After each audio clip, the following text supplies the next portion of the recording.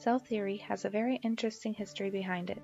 Many scientists had a part to play in cell theory, and this is a quick story on how these 5 men were able to come up with the research that led to cell theory.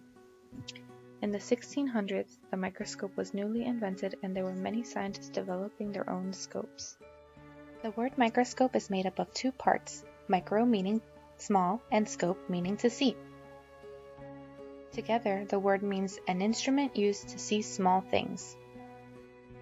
When all this is going on, a man named Anton van Leeuwenhoek thought I could probably build my own microscope. And he did. He built over 500 of them. He began examining everything under his microscopes, including the gunk on his teeth. He was the first scientist who saw living bacteria under a microscope. He thought these kind of looked like tiny animals, so he called them animalcules. Leeuwenhoek was so excited about this that he started writing many letters to all his science friends. One of these friends, Robert Hooke, became very interested in what Leeuwenhoek talked about.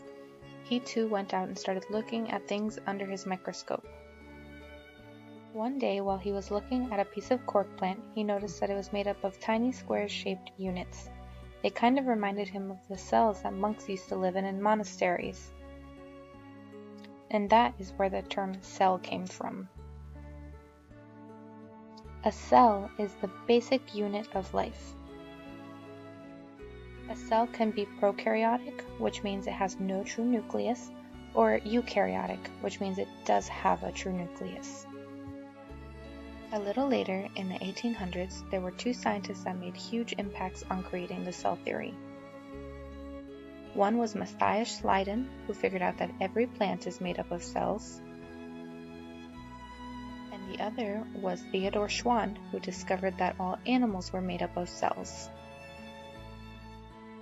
These 2 scientists figured out that all living things were made up of cells, whether they are unicellular or multicellular.